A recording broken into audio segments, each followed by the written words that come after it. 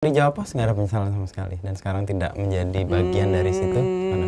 Dia bilang begini, saya sebetulnya pengen menangis tadi seperti yang lain kan semua menangis, tapi saya tahan karena saya harus belajar ikhlas. Karena ikhlas itu harus dilatih. Saya harus latihan ikhlas. Kenapa ikhlas itu harus dilatih? Karena orang itu suatu saat akan kehilangan benda yang paling dia hargai, yaitu nyawa.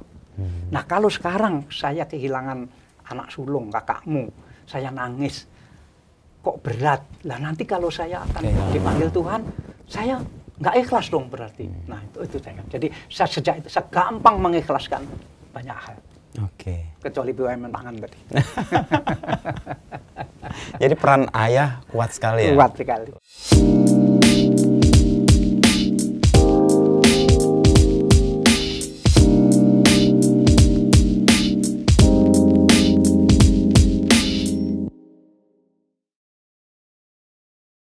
Selamat siang nih Pak Dahlan, apa kabar Pak? Baik, Pak BY. Pak Isnu. Apa kabarnya? Sehat dari Surabaya? Ya, Surabaya. Dan akan menuju Surabaya ini? Ya, betul. Saya beruntung sekali dapat kesempatan untuk ketemu dan ngobrol. Saya yang beruntung. Ya.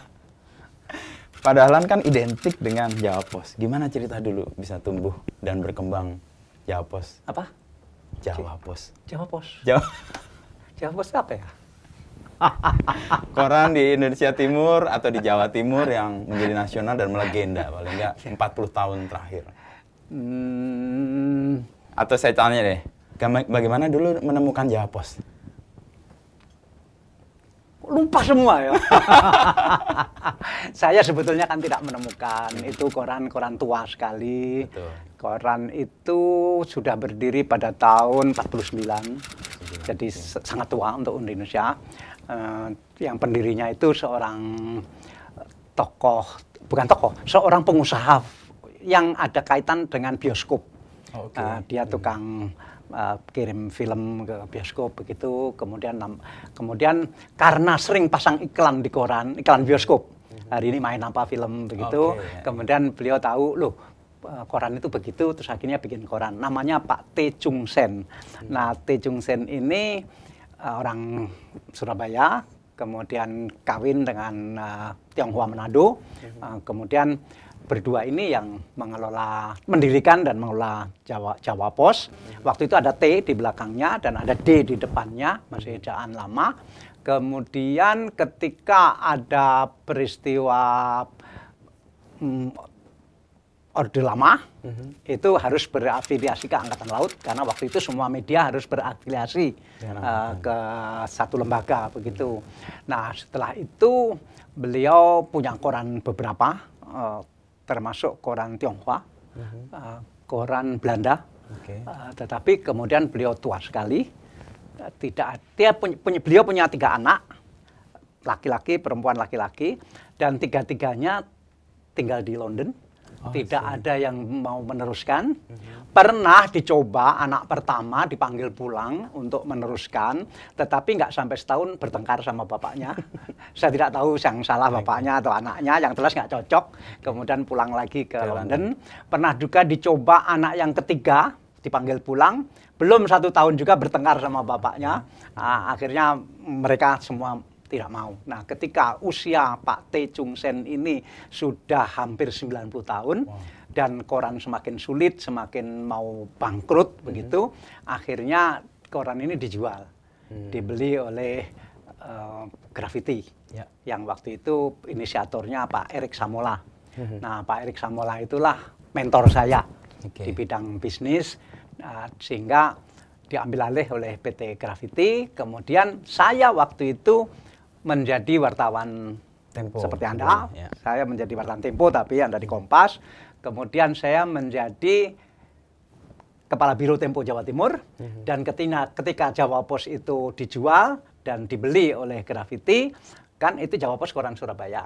Nah, saya diminta memimpin itu. Jadi saya tidak menemukan, saya mendapatkan. Tahun berapa itu Pak Dahlan? 82. 82. Saya umur 31 tahun, kalau tidak keliru. 31, 82. Dan waktu itu kondisinya kayak apa, Pak Dahlan? korannya? 82 itu oplahnya saya baru tahu setelah masuk. Oplahnya pelanggannya hanya 2.400, tapi cetaknya 6.000. Oke, Cetaknya 6.000, 8 halaman. Kemudian mesin cetaknya cuma satu gitu di percetakan di dalam kota itu. Ya, kemudian ya itulah yang harus saya kelola. Dan pengelolaannya dalam waktu 5 tahun kan itu dari 6.000 atau 2.000 berapa tadi? 2.300 sampai hampir 300. Ya kan kepepet waktu itu. Saya udah terlanjur keluar dari Tempo. Jadi kayak harus saya to be or not to be. Oke. Tetapi sebetulnya tidak sebegitunya betul sih. Yang jelas begini, ketika saya menjadi wartawan Tempo di Surabaya, itu kan tiap hari saya baca koran. Dan tentu koran pagi waktu itu hanya ada 2 atau 3 kecil-kecil semua, salah satunya Jawa Pos. Dan ketika menjadi wartawan mingguan, Tempo kan mingguan, itu kan saya sering harus punya ide, nulis apa yang beda dengan koran. Karena kalau sama dengan koran kan ya nggak lucu begitu. Nah biasanya kan saya membaca koran, apakah Kompas, apakah Jawa Pos, apakah Surabaya Pos, itu untuk mencari ide, angle lain misalnya begitu. Dan ketika membaca Jawa Pos itu, tiap hari saya selalu marah dalam hati. Ini koran kok seperti ini ya, gitu. Sebagai wartawan Tempo yang waktu itu sudah dididik jurnalisme seperti Tempo, begitu membaca Jawa Pos pagi ini, aduh ini koran ini apa? Besoknya begitu lagi, besoknya terus begitu. Sorenya baca Surabaya Pos juga begitu. Nah sehingga seandainya ya saya ngelola koran ini, maka akan saya beginikan. Jadi tapi kan nggak nyangka bahwa suatu saat saya diserahi itu. Sehingga ketika pada akhirnya diserahi itu sebetulnya sudah penuh kemarahan di kepala saya, marah terhadap kondisi jurnalismenya. Ini apa wartawan kayak gini? Begitulah pokoknya. Apa yang dirasakan waktu itu, tulisannya tidak lengkap atau misalnya tidak begini, kaya, tidak begini. Baru? Tidak pernah ada berita di Jawa Pos waktu itu yang berita itu dicari oleh wartawan, nggak ada. Berita itu selalu kalau ada acara atau ada konferensi pers, begitu. Nah itu pertama kali yang membuat yang kemarin ini terus di mana fungsi wartawannya? Jadi berita itu satu peristiwa. Peristiwa itu pun peristiwa kalau siapa dilantik, ada acara di kantor gubernur atau ada acara di mana begitu, atau peristiwa peresmian apa begitu. Peristiwa lainnya adalah kalau ada pertandingan begitu. Kemudian juga kalau ada konferensi pers. Dan terutama yang paling dominan adalah kalau ada press release. Bayangkan Anda ketika Anda ini kan wartawan usil sekali, sampai nulis sepatunya para menteri itu mereknya apa saja gitu kan. Nah bayangkan saya kira-kira ketika muda, bayangan saya seperti Anda, meskipun mungkin tidak sebaik Anda, tapi pemberontakan seperti apa yang terjadi ketika melihat karya jurnalistik seperti itu. Anda bisa, maksud saya, tolong Anda bayangkan itu. Gitu. Tapi dari kemarahan itu, tapi menjadi sesuatu yang baik kan Pak Dahlan. Kemudian menyusun, membuat rencana, dan kemudian setelah diserahi Jawa Pos untuk dikelola, berubah tuh. Ya, total. Karena memang total mungkin bukan karena hebatnya yang saya lakukan, tapi saking buruknya awalnya. Mungkin juga. Jadi sejak itulah wartawan itu harus mencari berita. Kemudian kalau ada pertandingan sepak bola harus ada pra-pertandingan. Dulu kalau pra-pertandingan itu ya kalau ada konferensi pers dari panitia bahwa besok ada pertandingan baru ditulis gitu. Nah sejak itu berubah total. Yang selalu saya ingat dari Jawa Pos adalah tagline selalu ada yang baru. Itu juga yang Pak Dahlan mintakan untuk jangan melakukan hal-hal yang sudah dilakukan sebelumnya. Itu juga. Ya, tentu itu karena ya kalau kita sudah melakukan yang dilakukan oleh orang lain ya mungkin karena posisinya waktu itu kan lemah sekali sehingga sebetulnya itu akibat saja dari keinginan untuk bangkit. Nah, bangkit kan tidak mungkin bangkit kalau kita melakukan apa yang orang sudah lakukan. Salah satu ciri bangkit kan harus membuat sesuatu yang baru, ada inovasi gitu ya. Ketika melakukan itu pasti kan ada hambatan atau ada ketidaksetujuan dari pihak-pihak yang tadinya menjalankan itu. Deal dengan itu gimana Pak Dahlan? Ini tanya anak-anak muda ini. Anak muda nggak terlalu mempertimbangkan itu. Pokoknya lakukan saja. Tentu ada hambatan dari redaktur-redaktur yang sudah tua, dari wartawan-wartawan yang sudah jauh lebih tua dari saya. Tetapi rasanya karena saya ini datang dari media yang reputasinya bagus seperti Tempo dan mereka adalah dari koran yang hampir mati, mungkin secara psikologi mereka sudah disiapkan untuk pasrah. Jadi pasrah, mau diapakan saja ya sudahlah, pasrah. Yang penting ada harapan gitu. Artinya Pak Dahlan punya otoritas untuk melakukan perubahan dengan bekal yang dimiliki Pak Dahlan sebelumnya. Itu untungnya bahwa yang beli ini Grafiti. Grafiti itu majalah mingguan, tempatnya di Jakarta, sedangkan yang diserahkan ke saya itu harian, jadi binatangnya berbeda sama sekali. Kemudian juga jauh dari Jakarta. Mungkin orang-orang pemilik yang di Jakarta, yang Grafiti itu, mungkin anggapannya waktu itu apa? Sudahlah. Disepelekan gitu? Ya, sepelekan. Kemudian, Dahlan kan, ya wartawan daerah, ya, begitu ya. Mungkin ada psikologi juga itu, sehingga menguntungkan bagi saya. Punya keleluasaan. Artinya saya berbuat apa saja, nggak dilihat. Karena kan jauh, nggak dilihatnya karena jauh, juga karena, apalah, begitu. Tapi dalam perjalanan kan mereka akhirnya melihat hasilnya nyata dan perkembangannya membuat orang juga, wow, ada yang tumbuh nih besar. Ya belakangan, terutama setelah uangnya banyak. Nah proses mendapatkan uang banyak itu tahun berapa kira-kira Pak Dahlan? Kalau lihat tentang 82 sampai ya 2000 lah. Jadi kalau saya boleh memperiodisasikan, 3 bulan pertama itu sulit sekali. Karena orang diminta jualan Jawa Pos juga tidak mau. Lapak, kaki 5 disuruh jualan Jawa Pos juga tidak mau. Menu-menuhi tempat saja katanya. Yang pinggir jalan itu, yang di bawah-bawah itu, mereka juga mau menu-menuhi saja, berat katanya begitu. Toh nggak laku juga. Nah itu. Kemudian momentum pertama adalah, terus terang, saya kumpulkan seluruh istri wartawan, istri redaktur, tapi bapak-bapaknya juga ikut. Saya bilang begini, ibu-ibu, kira-kira ada 30 orang lah gitu. Karena waktu itu wartawan masih sedikit, seperti Kompas besar begini. Nah, kemudian saya bilang, ibu-ibu, ini suami ibu-ibu ini kan kerja di sini, dapat gaji di sini, meskipun gajinya kecil, apapun kan ini sudah pekerjaan suami para ibu-ibu. Nah, perusahaan ibu-ibu ini kan sulit sekali, mungkin akan mati kalau tidak kita kembangkan sama-sama. Nah, saya sudah berusaha 3 bulan mengembangkan ini sulit. Karena apa? Orang nggak mau jualan. Nah, bagaimana sekarang ibu-ibu ini semua jadi agen? Begitu. Karena nggak ada agen yang mau jual Jawa Pos. Ibu-ibu ini jadi agen. Terus mereka bilang, loh Pak, nggak ngerti kita ini kan istrinya wartawan, tidak tahu bagaimana jualan koran. Nanti kita ajarin, begitu. Caranya gimana? Terus, ya saya agak ngawur juga sebetulnya, tapi ya kan nggak ada pilihan. Kemudian pokoknya begini, besok di rumah ibu-ibu kita kirimi 100 koran, edarkan di tetangga-tetangga. Nggak usah ditanya, cuma edarkan saja, begitu. Dan harus sampai ketika subuh, harus sampai. Nah, kemudian kan rumahnya itu berjauhan. Jadi masing-masing punya 100 di wilayahnya. Punya 100 tetangga. Pilih yang terlalu miskin jangan dikasih, begitu. Yang kira-kira mampu beli dikasih, tapi jangan ditanya apa-apa. Kemudian ya begitu Pak. Terus ya Pak, biar aja, begitu. Hari kedua itu Senin ya. Selasa begitu lagi, Rabu begitu lagi, Kamis begitu lagi, Jumat begitu lagi. Nah, jadi nggak usah diapa-apain, nggak usah ditanya apa-apa. Pokoknya yang penting tahu bahwa yang ngantarkan ini ibu-ibu, begitu. Nah, setelah itu Jumat jangan diantar. Jumat jangan diantar. Dari situ nanti ketahuan siapa yang kangen, begitu. Karena saya yakin waktu itu wartawan sudah kerja keras, isinya sudah berubah, sudah tidak seperti itu lagi, tinggal masalahnya orang tidak tahu. Nah, dengan begitu kan orang tahu.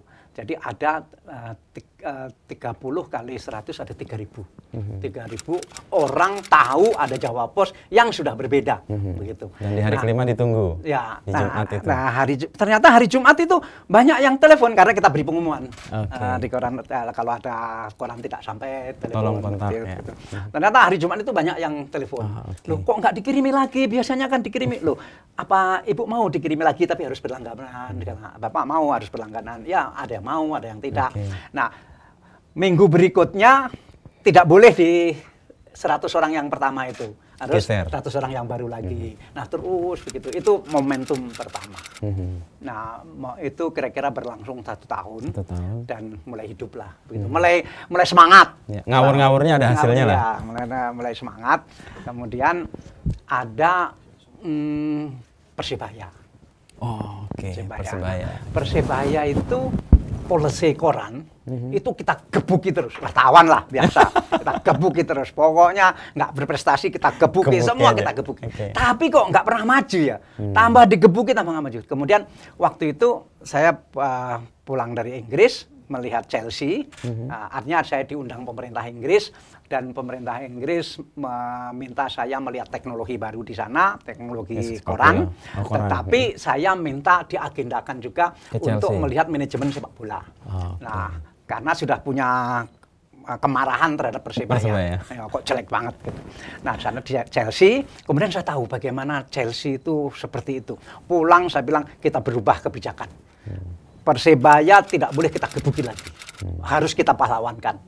Kita bikin kaosnya yang kami haus gol kamu, saya ciptakan dari, kita beri nickname waktu itu Green Force itu, kita bikinkan selendang, kita bikinkan topi, topi Green Force. Wah, akhirnya terus kita minta ada penyanyi, aduh sudah lupa, Ita Purnamasari waktu itu di Arek Surabaya yang masih baru naik daun, kita pasangi atribut itu, kita foto. Wah, orang ternyata bangga dan Persebaya maju. Jadi kita sebagai wartawan yang suka gebuki orang, belum tentu orang digebuki itu maju. Jadi, tapi mungkin Anda orang filsafat beda lah.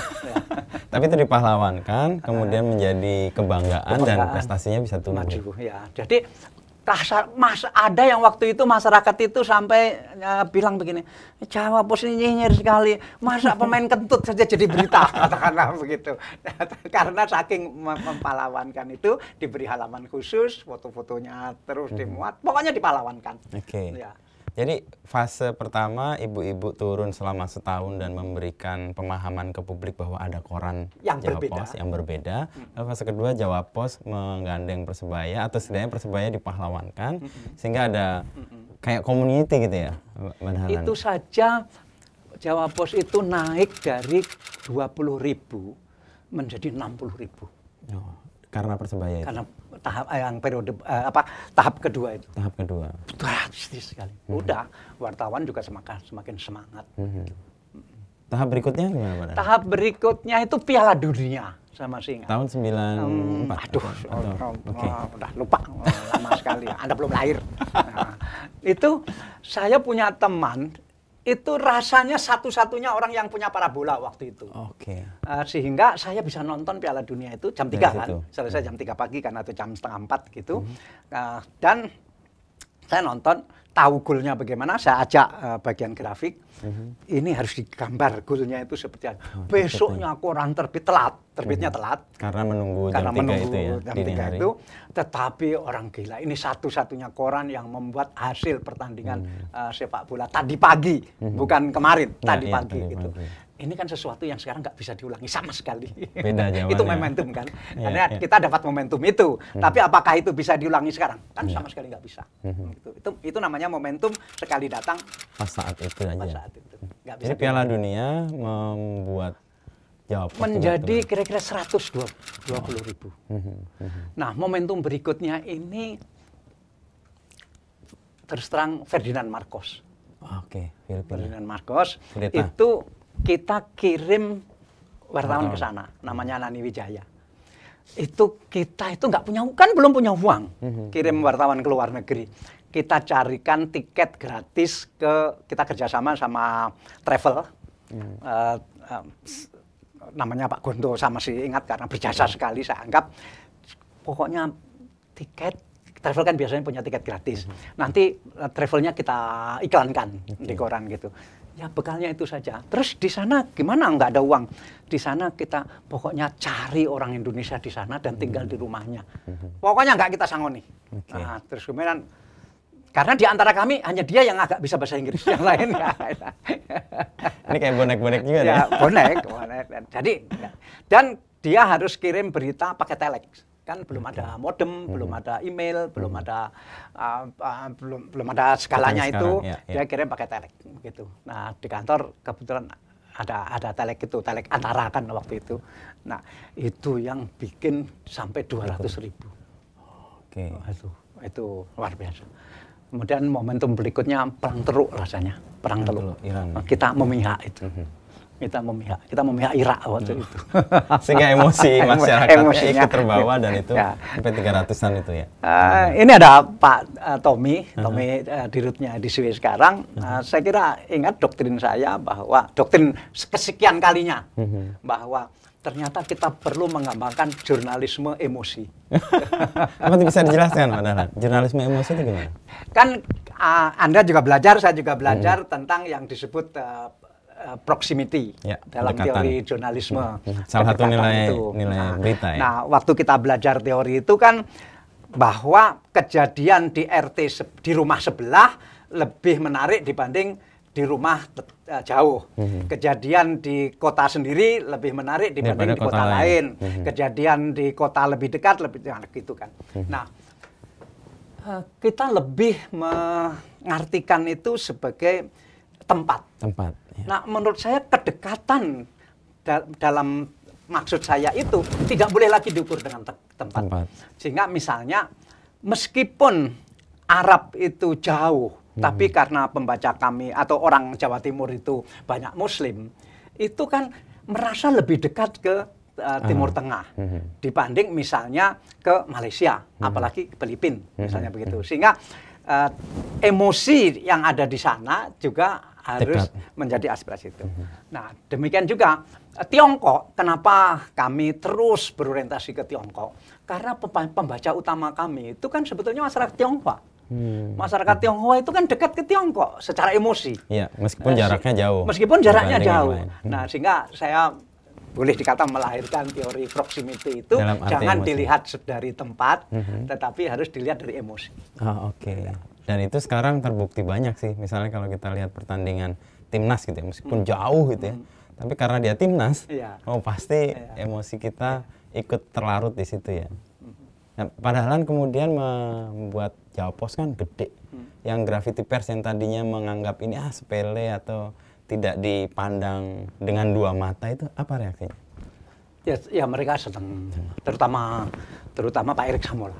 Saya waktu itu hanya melihat Pak Erik Samola karena saya anggap yang bisa mengencourage saya itu Pak Erik Samola. Jadi yang lainnya saya tidak peduli karena waktu itu ya, misalnya sebagai orang yang sebelumnya adalah kerja di Tempo dan koran ini lemah sekali, saya ingin sebetulnya menempatkan wartawan Jawa Pos itu magang di Tempo supaya berubah. Ternyata nggak bisa karena mungkin dia dianggap terlalu sepele atau apa. Tapi justru tanpa itu kan tumbuh sendiri. Ya, tambah punya mekanisme sendiri atau PD tadi. Atau marahnya itu bertambah. Oke. Jadi kemarahan itu yang memunculkan energi yang membuat banyak perubahan ya sebenarnya. Karena itu saya pernah juga punya teori kemajuan bahwa sakit hati itu mempunyai peran yang penting yang bisa membuat orang maju. Ya. Jadi kalau Anda mau maju, Anda harus sakit hati dulu. Banyak seniman mengaku itu sih, padahal. Kalau banyak seniman, kalau dia punya pengalaman sakit atau sakit hati, biasanya karyanya itu akan lebih punya energi. Pramudia. Ya, mungkin Pramudia Buru. Ya, seperti itu juga. Seniman-seniman juga melakukan itu. Nah, kan nggak harus selalu begitu ya, Pak Dahlan ya? Mungkin zaman modern tidak ya, karena zaman modern ini kan iklim untuk membuat sakit hati mungkin juga sudah berkurang. Ya. Atau nggak tahu ya, saya pengen sih dilahirkan lagi untuk menjadi generasi yang sekarang supaya bisa memahami. Saya sudah nggak paham, saya sudah nggak tahu. Saya sekarang 70 tahun. Ya. Tapi dengan hati yang baru kan, Pak? Mudah-mudahan. Hati yang lebih muda lah, setidaknya. Tapi dalam perjalanan, tadi kan Pak Dahlan kemarahan-kemarahan itu menghasilkan sesuatu yang baik dan itu terwujud di Jawa Pos. Tapi Jawa Pos menjadi besar.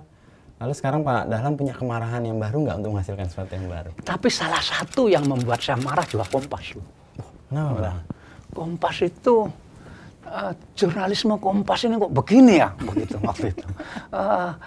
Sampai suatu saat, itu saya bisa merumuskan gara-gara seorang agen koran. Jadi ini bukan temuan saya, tapi saya merasakan seperti itu. Jadi suatu saat ada Kompas mengumpulkan agen-agen Kompas di Jawa Timur, tentu direkam, ada yang merekam, dan ada yang menyerahkan rekaman itu ke saya, ke orang marketing saya lah. Dan di situ ada seorang agen Kompas mengatakan begini, Kompas ini menurun terus supply-nya di Jawa Timur. Karena apa? Nggak seperti Jawa Pos. Jawa Pos itu loh, dia menceritakan berita, bukan memberitakan berita.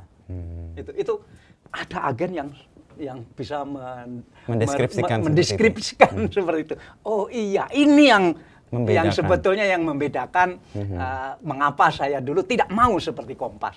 Dan saya sekarang harus minta maaf. Saya sudah minta maaf ini kepada Pak Yaakob Utama langsung, bahwa pada suatu saat saya memberi motivasi ke teman-teman Jawa Pos, saya pernah mengatakan begini, tidak boleh kalian ketularan penyakit Kompas. Seperti yang memberitakan berita tadi.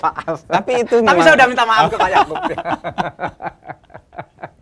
Tapi kan menghasilkan wujud yang berbeda, dan Jawa Pos memang punya kekayaan di situ kan. Emosinya tadi Pak Dahlan bilang bahwa yang nggak hanya soal berita tapi juga cerita kan, dan emosi itu dimunculkan. Yang tadi membangun Persebaya yang tadinya dianggap sebagai yang harus digebuki tapi dijadikan heroes, itu kan sebuah cerita yang kemudian memunculkan emosi yang proximity tadi ya Pak Dahlan. Dan juga mengherokan kota Surabaya. Persis. Mengherokan kota Surabaya, sehingga kita ikut terlibat terhadap terpilihnya Bu Risma. Antara lain karena kita pengen memang mengherokan Surabaya, dan hasilnya ternyata juga baik. Artinya kota Surabaya kita gebuki terus juga tidak lebih baik. Tapi begitu diherokan itu jadi hero. Kita semua, rakyatnya semua menjadi hero. Itu pengalaman dengan Persebaya kemudian dilakukan dengan pemerintahan ya Pak Dahlan. Kalau sekarang posisinya kan Pak Dahlan sudah tidak lagi di Jawa Pos dan punya Diswe nih. Kok dengar? Karena nggak ada lagi tuh ada nama Pak Dahlan atau itu gimana ceritanya Pak Dahlan? Saya mungkin tidak akan ngomong itu karena di sana itu adalah banyak guru-guru saya. Guru-guru saya ada di sana, sehingga kalau saya ngomong ini tidak baik. Saya nanti tidak menghormati guru. Intinya pokoknya saya sudah nggak di sana, dan tentu sedih. Kalau dibilang nggak sedih juga bohong. Tetapi saya termasuk orang yang mudah move on. Karena sejak dulu saya selalu menyampaikan ke teman-teman bahwa salah satu ciri orang mau maju itu mudah move on. Gitu. Jadi saya tidak pernah misalnya sampai nangis, tidak pernah. Saya sedih, tidak pernah. Apalagi misalnya sampai mau gantung diri, nggak pernah. Nangis saja nggak pernah. Dan saya langsung, apa yang harus dilakukan yang baru? Nah, kemudian ya menulis, namanya wartawan. Dan saya nggak pernah tugas jadi wartawan istana, sehingga nggak bisa menulis Pak BY, nggak bisa. Ya bisa saya ya nulis apa yang saya mau. Ini penulis buku 4 seri mengenai Pak BY yang laris sekali. Nah, saya nggak bisa seperti itu. Nah, saya ya menulis setiap hari di diswe.id, Anda tahu. Saya pembaca setianya, Pak. Oh, terima kasih. Dan ya itulah. Dari situ juga bisa terlihat bahwa bagaimana saya move on, dan baru belakangan saya terpikir bahwa setelah ada medsos ini kok ancur-ancuran ya jurnalisme gitu. Karena kok jadi cepat-cepatan tetapi ya apa adanya begitu. Terus terang saya terpukul sekali sebagai wartawan, tapi apa yang harus dilakukan? Apalagi belakangan saya membaca hasil riset yang sudah sering saya sampaikan bahwa kepercayaan terhadap media itu begitu rendahnya, hanya 48%. Padahal bayangan saya orang itu percaya. Dulu kan kita percaya sekali, semua orang percaya, apapun yang kita tulis orang percaya begitu. Nah, ini kok bisa berubah total begitu ya. Tetapi dulu sebetulnya saya masih punya perasaan bahwa kepercayaan kepada medsos boleh rendah, dan itu wajar, tetapi kepercayaan kepada koran harusnya tinggi. Perkiraan saya masih 80%. Ya, 100% tidak mungkin. Tapi dari hasil penelitian itu ternyata sama anggapan orang bahwa kepercayaan kepada medsos dan kepercayaan kepada koran sama-sama 48%. Aduh. Menurut Pak Dahlan itu karena korannya berubah menjadi seperti medsos atau publiknya yang berubah dan tidak mengapresiasi? Dua-duanya berubah. Berubah. Jadi misalnya orang Jawa bilang kebiauyah, artinya mensamaratakan. Ya. Jadi dan dia sudah tidak percaya dengan medsos, berarti media itu seperti itu, berarti koran juga seperti itu. Di samping itu juga korannya sendiri juga tidak, menurut saya, karena itu saya sampai punya ide, ayo kita wartawan yang serius bersatu membuat satu kasta tertinggi dalam jurnalisme, yaitu wartawan media cetak. Jadi seharusnya wartawan media cetak itu kita kastakan seperti kita mempahlawankan tadi, ini kita kastakan menjadi kasta tertinggi dalam jurnalisme, sehingga ada, ini loh kalau mau melihat jurnalisme seperti di koran itu. Kenapa di medsos tidak bisa? Karena di koran kan punya waktu. Persis. Punya waktu mempertimbangkan, punya waktu cek-recek, punya editing, dan seterusnya. Sehingga mestinya bisa kok. Ini kualitas jurnalisme ini kita pertahankan, asal terbentuk kasta tertinggi dalam jurnalisme ini, terus kemudian nanti pelan-pelan kita rebut kembali kepercayaan itu. Mungkin itu, saya nggak terlalu yakin. Waduh. Ya lu udahlah, saya lemes lah. Tapi begini, karena kalau lihat dari kecenderungannya media cetak juga kan juga seperti menjadi media sosial juga. Itu yang sebenarnya agak melemahkan keyakinan saya sih. Kalau begitu ya, kalau memang Anda saja berpendapat begitu, ya sudah, kita tunggu apa yang dalam teori disebut tipping point. Artinya semua itu kan menuju tipping point. Tipping pointnya hancur-hancuran. Ya sudah, kita tunggu kehancurannya. Dari kehancuran itu nanti kita bangun pelan-pelan gitu. Jadi kalau Anda pun sudah seperti itu, berarti saya sekarang harus berubah pikiran. Kita tunggu saja tipping point. Tapi sebenarnya itu tantangan sebenarnya. Artinya kan ketidakyakinan itu membuat kita harus semakin gigih untuk mewujudkan kan sebenarnya. Saya sering membaca Pak Dahlan punya tulisan di Diswe itu. Selalu mengambil tadi emosi muncul, lalu ada tokoh. Dan yang sering saya ikuti itu Tiongkok dan Amerika. Itu dua negara yang sering sekali disebut Pak Dahlan ya. Pilihan itu by design atau memang ada kecenderungan Pak Dahlan untuk memilih itu sebagai padanan di Indonesia atau apa? Begini, awal itu mencerminkan perjalanan hidup saya. Ketika awal-awal membangun Jawa Pos itu, saya sering sekali ke Amerika. 6 bulan sekali pasti ke Amerika. Untuk keperluan shopping idea. Karena begini, zaman Pak Yakub Utama, bos Anda, itu kan lebih tua dari saya. Lebih tua 15 tahunan. Ya. Generasi Pak Yakub itu orientasinya ke Eropa. Persis, Jerman. Ke Jerman, Belanda, begitu. Sehingga kalau sekolah ya, kalau nggak Jerman, Belanda, begitu. Orang-orang Tionghoanya juga begitu. Pada zaman itu nyekolahkan anak juga ke Eropa. Jadi belum ada Amerika. Nah, itu yang membuat dalam analisa kami mungkin salah, tapi namanya analisa. Itulah yang membuat Kompas seperti ini, begitu. Nah, ya lebar, ya jurnalisme seperti itu, begitu. Nah, karena saya harus baru, harus ada yang baru tadi, saya ke Amerika. Jadi itulah yang membedakan Kompas dan Jawa Pos saat itu, bahwa anggapan saya, mungkin anggapan Kompas tidak, bahwa Kompas berorientasi ke Eropa, kami berorientasi ke Amerika. Begitu. Shopping ideas-nya di sana. Ya, karena itu saya shopping idenya di sana terus, dan itu membuat saya terus terang terpengaruh Amerika, dan saya harus berterima kasih kepada Amerika, dan itu menjadi satu pembeda antara Jawa Pos dan Kompas. Karena nggak mungkin kan kita menyaingi Kompas dengan cara seperti Kompas, kan tidak mungkin. Harus mencari pembeda itu. Kemudian setelah Tiongkok maju, saya jarang ke Amerika lagi, karena saya anggap Jawa Pos sudah sangat kuat.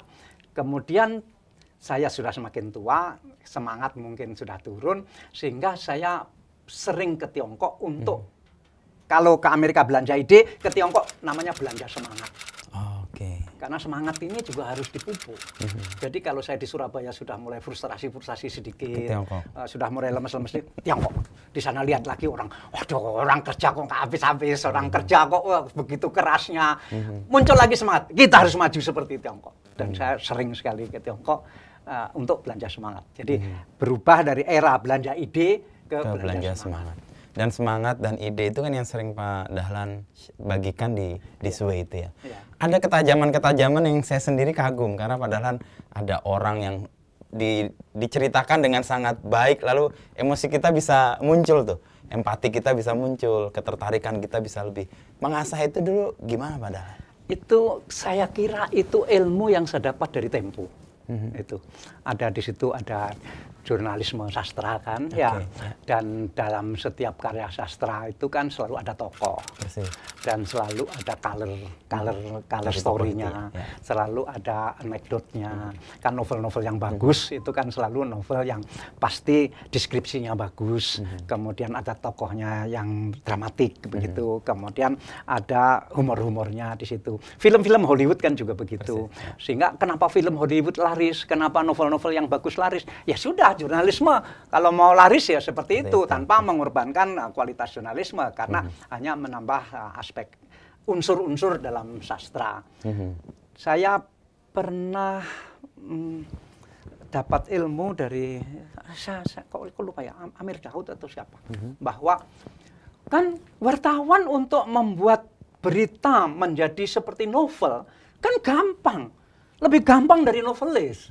Karena novelis kan harus menciptakan tokohnya siapa, konfliknya siapa, siapa yang harus dibunuh, siapa yang harus difitnah, kan harus diciptakan. Wartawan kan jalan cerita sudah ada, tokohnya sudah ada, peristiwanya sudah ada, tinggal menulisnya saja harus seperti novel.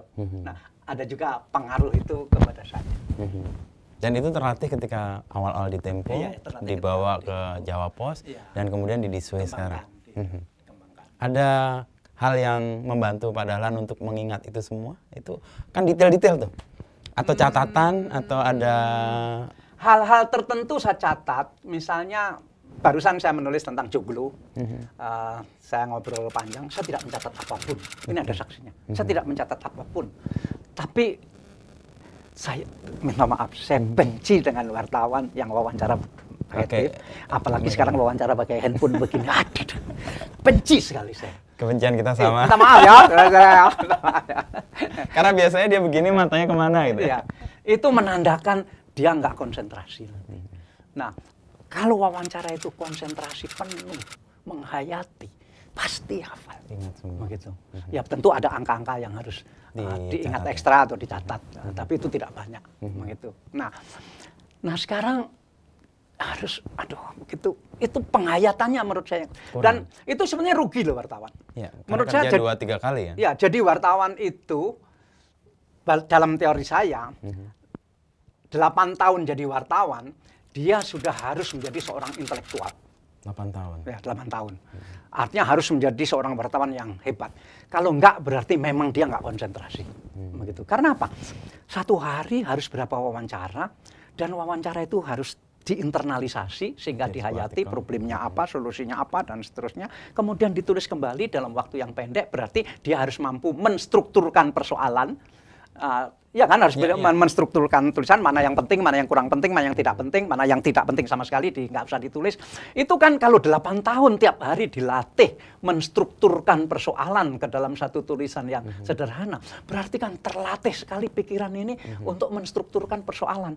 Dan itu sangat membantu ketika saya jadi Dirut PLN, ketika saya jadi menteri, menstrukturkan persoalan itu kan cepat. Masalah yang penting gitu. Nah, itu latihan di wartawan adalah nomor 1. Karena dipaksa tiap hari harus melakukan itu. Termasuk ya sekarang ya, padahal usia 70 masih aktif menulis tiap hari. Harus menstrukturkan itu. Jadi rugi sebenarnya kalau wartawan wawancara. Sebenarnya rugi dia. Dia buang-buang waktu dan tidak terjadi apa yang disebut added value, personal added value.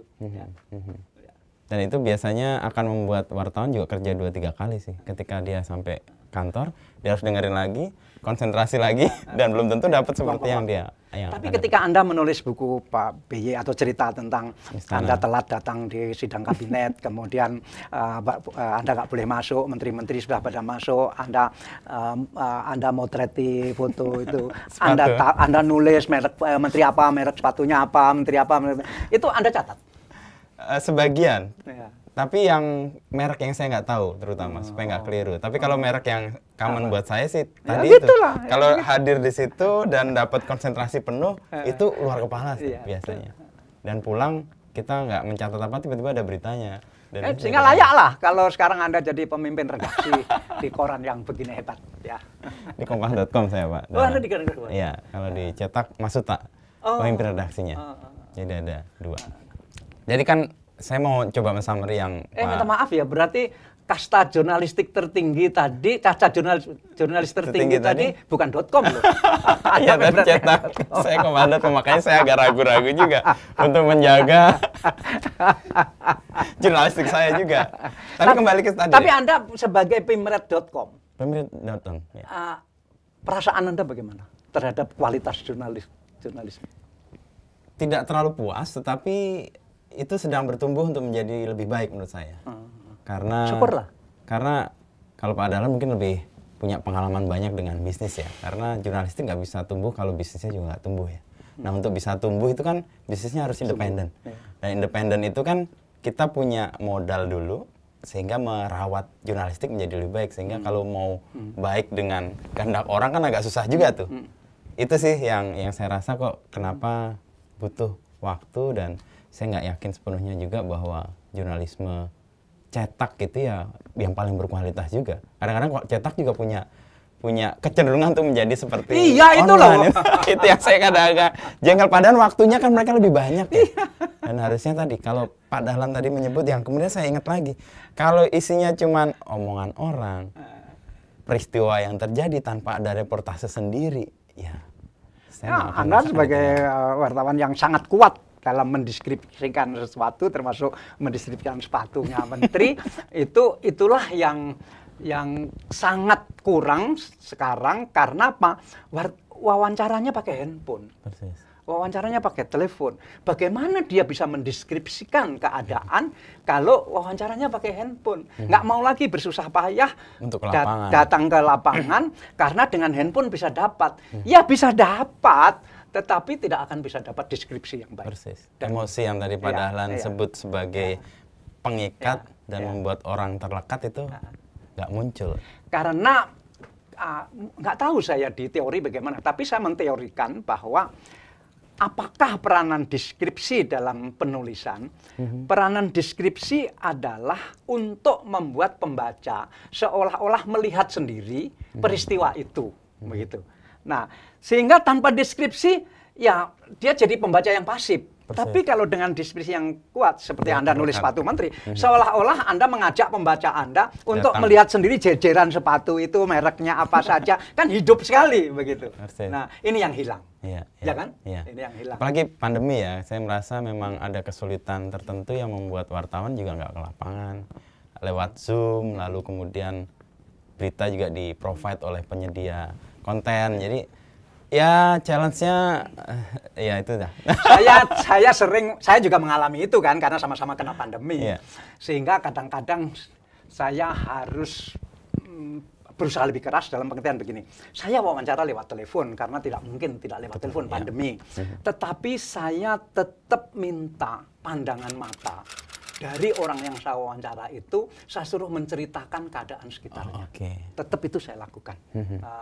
Misalnya waktu itu dia di rumah pun, saya dari wawancara kan kelihatannya kan hal-hal yang penting. Saya ya itu juga. Tetapi banyak juga saya menanyakan hal-hal yang sepele-sepele, yang penting gitu, yang kelihatannya nggak penting itu. Tapi itulah yang membuat deskripsi muncul di saat pandemi yang sebetulnya rasanya seperti tidak mungkin, tapi ternyata masih mungkin. Asal kita mau melakukan cara yang lain ya. Tapi kalau soal yang penting nggak penting tadi, hal penting kan menjadi penting karena ada yang nggak penting ya Pak? Saya itu, Mas Inu, saya itu membedakan doktrin antara penting dan menarik. Jadi penting dan menarik dua hal yang berbeda. Penting, tapi belum tentu menarik. Ini menarik, belum tentu penting. Nah, pembaca senang mana? Pasti pembaca senang yang menarik. Persis. Ya, pembaca sekarang. Tetapi kita kan wartawan, masa kita meritakan yang ya gini terus penting. Kan untuk apa kita hidup kalau hanya memuaskan pembaca, nafsu pembaca ini? Untuk apa? Kan kita hidup kan harus membawa misi gitu. Sehingga wartawan yang seperti saya, seperti Anda harus punya doktrin bagaimana bisa menggabungkan, memadukan antara yang penting dan yang menarik. Nah, sekarang inilah tantangan jurnalisme baru, bahwa membuat lead tidak bisa lagi hanya 5W 1H, bahkan mungkin hanya 1W pun cukup, 2W pun cukup, yang lain-lainnya nanti dibagi ke bawah. Tetapi bagaimana lead yang mengandung dua hal sekaligus, yang penting yang menarik. Wah, itu beratnya jurnalisme pada zaman medsos seperti ini. Gitu. Dan itu kan selalu Pak Dahlan lakukan ya dengan This Way. Berusaha saya lakukan sampai kadang-kadang saya harus mengganti, sampai sekarang pun yang dianggap wartawan yang sudah senior, saya masih sering mengganti lead sampai 3 kali. Bahkan ketika sudah jadi pun saya leadnya saya ubah lagi. Kepikiran. Kok lead tadi kurang menampung dua hal ini ya. Penting dan menarik. Lalu Pak Dahlan kan menulis pendek-pendek tuh ya. Pendek dalam arti kalimat-kalimatnya. Tapi deskripsinya bisa kaya itu gimana? Kalau itu saya belajar dari medsos. Itu yang saya belajar dari medsos. Medsos, WA, SMS, didahului oleh SMS dulu. Ya. SMS itu sebetulnya mungkin ini bagian dari disertasi doktor Anda kalau bisa, adalah WA, SMS itu punya pengaruh besar dalam mengubah sikap orang untuk menulis. Pendek, dipaksa pendek kan, dipaksa pendek. Akhirnya orang terbiasa hal-hal yang pendek-pendek. Nah, ini yang saya belajar dari medsos dan saya harus menyesuaikan diri itu. Saya menulis pendek-pendek, tetapi juga sebetulnya doktrin lama sebetulnya juga ada bahwa tulisan panjang itu membuat orang sulit bernafas, ya kan kita ingat. Ya, sehingga guru jurnalistik saya Pak Amir Daud almarhum itu sering mengatakan begini, kalau kita menulis panjang di depan kelas waktu itu, dia baca gitu.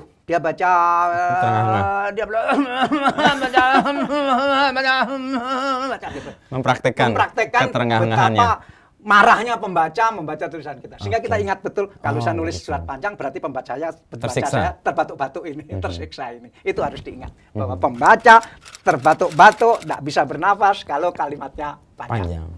Jadi deal 2 ya Pak. Artinya deal dengan membuat itu menarik, tapi juga memasukkan yang penting, tapi dengan cara yang disukai oleh pembaca, bukan yang disukai dengan kita yang punya keinginan untuk menulis kecenderungan panjang-panjang kan. This Way sekarang udah jalan berapa lama Pak Dahlan? Thisway.id mungkin 3 tahun ya. 3 tahun. Tapi harian This Way 1 tahun. Dan 1 tahun itu berarti full pada masa pandemi. Anda tahu bahwa tidak bisa berkutik banyak. Tetapi kita niati 1 tahun masa pandemi itu untuk latihan, untuk belajar, sehingga siapa tahu pandemi ini berakhir, sudah tidak perlu latihan lagi. Jadi memanfaatkan masa pandemi yang tidak bisa bergerak ini untuk latihan, untuk mematangkan jurnalismenya seperti apa, kemudian polanya seperti apa. Dan ternyata juga nggak bisa cepat, sehingga ya cukuplah diberi waktu pandemi 1 tahun terakhir exercise ya. Tadi Pak Dahlan menyebut ada kemarahan yang kemudian menghasilkan sesuatu yang baik. Untuk membentuk This Way ada kemarahan nggak? Kemarahan pada jurnalisme. Pada jurnalisme. Ya. Bukan pada. Sama kemarahan kepada sistem kepemilikan saham di media. Nah, sehingga seperti saya yang Anda tahu tadi, yang Anda bicarakan tadi, sekarang nggak dijawab lagi. Saya pengen belajar dari Huawei. Mengapa Huawei itu begitu majunya, dan saya pelajari sistem manajemennya, sistem kepemilikan sahamnya, itu ternyata sangat unik, dan itu yang kita terapkan persis di harian This Way. Bahwa meskipun saya pendirinya, saya yang punya inisiatif waktu itu, saya hanya memegang saham 2%. Persis seperti Zheng Rongfei yang pendirinya Huawei, itu hanya pegang saham 2%. Saya lama merenungkan ini, bagaimana pemegang saham 2% tetapi menentukan. Itu di hukum Indonesia tidak bisa. Karena one share, one vote. Jadi kalau misalnya rapat pemegang saham, 2% kan pasti kalah. Nggak dianggap. Nah itu yang Huawei bisa lakukan di Tiongkok, hukumnya berbeda. Nah ini gimana ya, saya saya bisa hanya 2% saja, yang 98% karyawan, begitu, atau lembaga yang mewakili karyawan, tetapi saya punya hak veto. Itu jalannya bagaimana? Itu yang nggak ketemu-ketemu. Akhirnya ketemu. Ketemu sekarang. Masih rahasia. Masih rahasia. Jadi harian di Swiss, saya cuma 2%, tapi saya punya hak veto. Begitu.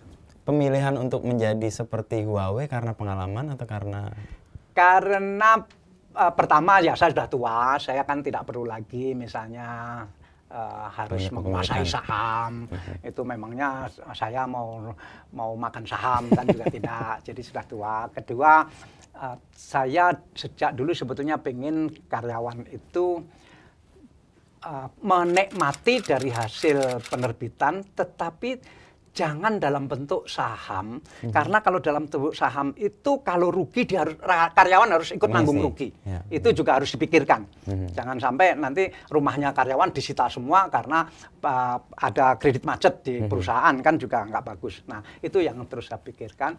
Kemudian saya juga pengen bahwa wartawan itu sebaiknya begitu sudah 10 tahun menjadi wartawan, itu harus sudah sekolah S2. Begitu. Dan begitu sudah 15 tahun harus sekolah S3. Sehingga nanti begitu 20 tahun dia berhenti sebagai wartawan. Jangan terlalu lama jadi wartawan. Nah, terus kemana? Ya, mengajar. Karena menjadi wartawan 15 tahun itu menurut saya secara keilmuan itu doktor sudah kalah secara keilmuan.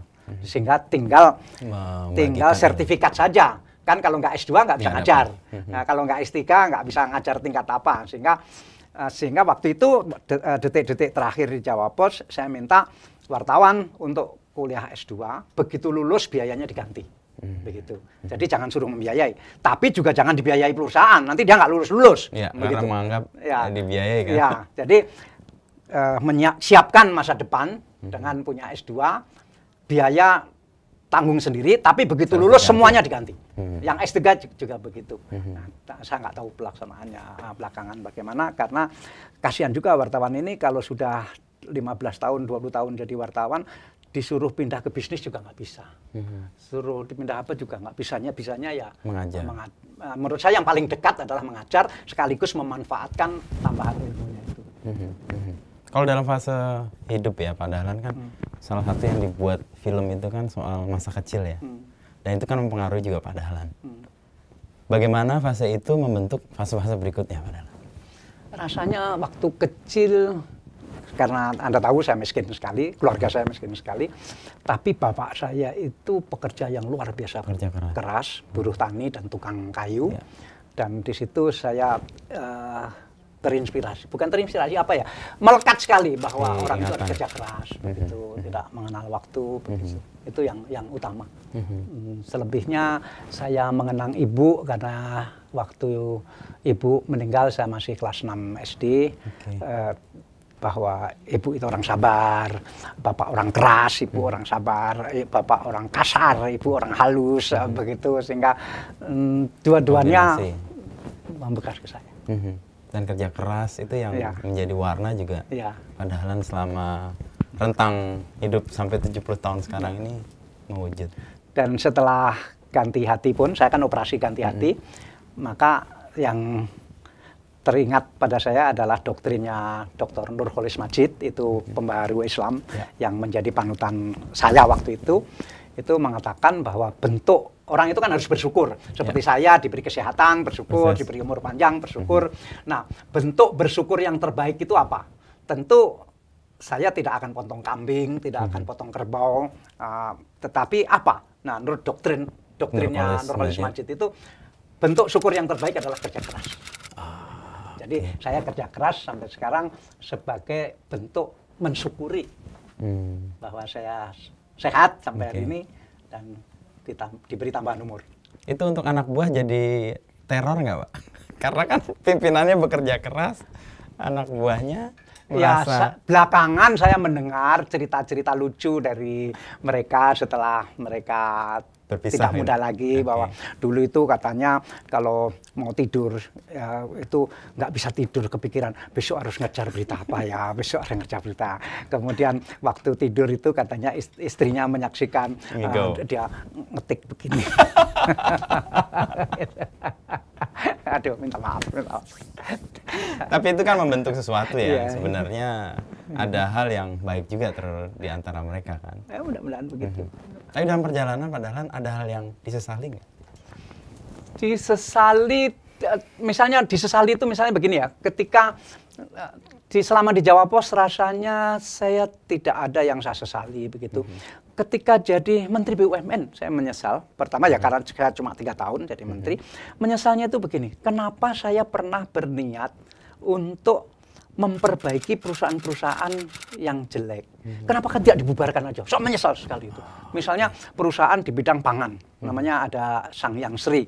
Itu udah berpuluh-puluh tahun ya jelek sekali. Tapi kok saya masih punya ambisi untuk memperbaiki ya. Kenapa nggak saya bubarkan aja, terus kemudian dibangun yang baru, yang besar. Karena Indonesia ini penduduknya besar, berarti masalah pangan ini penting. Indonesia ini negara pertanian, berarti pertanian penting.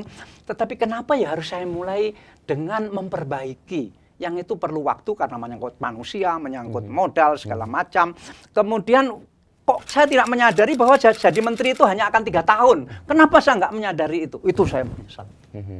Kalau itu kesadarannya muncul dan keinginan untuk membubarkan itu dilakukan mungkin berbeda. Berbeda, langsung dibentuk itu dibubarkan, langsung dibentuk BUMN pangan yang besar dan itu misalnya kita punya PT Pupuk Indonesia. Itu besar sekali.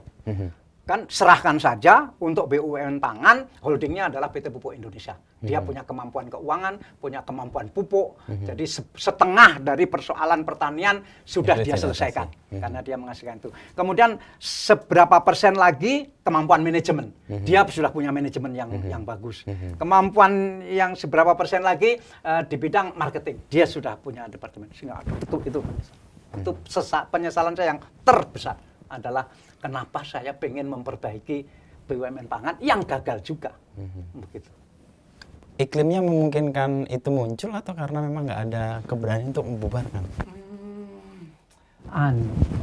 Ambisi untuk memperbaiki sesuatu itu terlalu dominan. Mungkin kita percaya bahwa semua orang baik kali, atau semua hal baik sehingga nggak mau ya mungkin itu dari pengalaman-pengalaman saya yang lama memperbaiki perusahaan yang lama itu kok bisa semua ya begitu, sehingga itu menambah kepercayaan bahwa perusahaan itu bisa diperbaiki gitu. Tapi beda bahwa di swasta kan kita bisa bertahun-tahun berada di situ. Di BUMN kan ada batas waktu. Itu yang saya kalau di Jawa Pos nggak ada penyesalan sama sekali dan sekarang tidak menjadi bagian dari situ? Enggak ada. Sama sekali nggak ada. Mudah sekali move on ya Pak Dahlan. Nggak ada. Dan ya sudahlah itu terjadi. Ya itu bagian dari move on. Ya, begini. Tapi apa perlu saya ceritakan ya? Begini, saya menulis kapan itu. Saya punya di tengah keluarga miskin itu saya punya kakak sulung. Dia jadi guru, berarti punya gaji. Dia satu-satunya yang punya penghasilan di keluarga kami.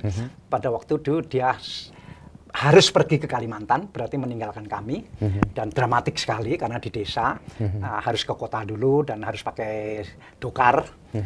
Sehingga ketika dokar itu datang, seluruh kampung itu kumpul supaya kakak saya berangkat naik dokar itu. Diuntapkan orang banyak begitu. Nah ketika kakak saya pergi, itu semua juga pergi, tetangga-tetangga semua juga pergi, tinggal saya dan bapak di teras rumah yang tanah begitu. Bapak saya bilang gini, Dahlan, waktu itu bapak saya panggil saya Dakelan karena orang Jawa nggak bisa ngomong Dahlan. Daklan. Ya Dakelan. Dakelan. Kenapa saya tadi tidak menangis? Ya saya diam aja, ya kan anak kecil orang Jawa kan nggak berani nanya bapaknya. Ya, dia bilang begini. Saya sebetulnya pengen menangis tadi, seperti yang lain kan semua menangis. Tapi saya tahan, karena saya harus belajar ikhlas. Karena ikhlas itu harus dilatih. Saya harus latihan ikhlas. Kenapa ikhlas itu harus dilatih? Karena orang itu suatu saat akan kehilangan benda yang paling dia hargai, yaitu nyawa. Nah kalau sekarang saya kehilangan anak sulung kakakmu, saya nangis, kok berat. Lah nanti kalau saya akan dipanggil Tuhan, saya nggak ikhlas dong berarti. Nah itu saya. Jadi sejak itu saya gampang mengikhlaskan banyak hal. Oke. Kecuali BUMN pangan tadi. Jadi peran ayah kuat sekali ya. Kuat sekali. Untuk membentuk kesadaran bahwa melepas itu bagian dari pelajaran untuk latihan. Latihan. Bukan sekedar pelajaran, latihan. Latihan karena kalau pelajaran itu kan how to know. Tapi kalau latihan itu how to do. Jadi kalau latihan itu kita bisa mengerjakan. Kalau pelajaran kan hanya kita tahu, kan belum tentu mengerjakan. Ya. Gitu. Selain orang tua, sumber ikhlas dari Pak Dahlan apa? Karena kan saya jurnalis, ya hampir 20 tahun nih, saatnya harus keluar nih sebenarnya. Ya, soalnya, tapi kan Anda udah mengajar. Iya, mengajar. Ya sudah lah, enggak. Yang saya maksud tadi adalah jurnalis yang karirnya tidak bagus. Begitu. Anda karirnya kan bagus. Jadi kan orang bisa mengaca bahwa saya wartawan nanti bisa jadi redaktur nggak? Oh bisa, sudah jadi redaktur. Saya bisa jadi pimret nggak? Kayaknya saya lihat sekitar saya kok lebih pantas si A, si B yang jadi pimret, berarti saya habis ini. Saya terakhir jadi redaktur ini. Ya sudah, kan berarti harus apa next-nya? Gitu. Tapi kalau Anda kan, saya bisa jadi pimret nggak? Oh bisa, ya udah jadi pimret. Kembali kepada hal yang tadi saya yang soal ikhlas tadi itu saya tercenung mendengarnya dan mencoba mendalaminya lagi sedikit. Ikhlas lalu kemudian itu kayak jadi pengalaman dari Bapak ya yang membuat itu muncul. Selain itu apa yang membuat Pak Dahlan bisa seikhlas itu? Mungkin karena orang Jawa ya. Saya orang Jawa di desa, dalam kultur kejawen, dalam kultur Islam, tapi Islam tarekat Satariyah. Itu tarekat yang paling dekat dengan kejawen. Jadi kita belajar sangkan paraning dumadi dan segala macam itu, sehingga mungkin itu sangat berpengaruh bahwa nrimo, kemudian sumeleh, itu kan bagian dari kultur. Mungkin itu sangat terpengaruh, sehingga ya sudah memang nerimo yang bandum segala macam, tapi diaplikasikan dalam bentuk yang lebih modern. Mungkin itu. Ya. Dan untuk itu juga Pak Dahlan kayaknya ya sudahlah. Identitas atau identifikasi yang tadi yang sangat lekat dengan Jawa Pos dan sekarang tidak, ya itu. Yang saya risau adalah masih terlalu banyak orang menyangka saya di Jawa Pos, itu aja. Harusnya sudah move on semua ya. Sementara saya kan nggak bisa launching, saya nggak dijawab, woi, saya nggak dijawab Pos, kan saya tidak mungkin begitu. Iya. Ya mudah-mudahan kesempatan obrolan ini bisa membuat orang. Saya barusan ngomong ya. Oke ya, Mas Wisnu. Thank you, saya makasih Pak Dahlan ngobrolnya dan saya terima kasih diundang ke sini. Terima kasih karena bisa ketemu penulis yang hebat sekali. Saya ketemu Pak Dahlan yang lebih hebat. Berkunjung ke gedung Kompas yang dulu saya bilang penyakit Kompas, ternyata sangat hebat gitu. Sama-sama Pak Dahlan, semoga sukses dengan display-nya dan upaya-upaya baik yang dilakukan. Terima kasih. Thank you.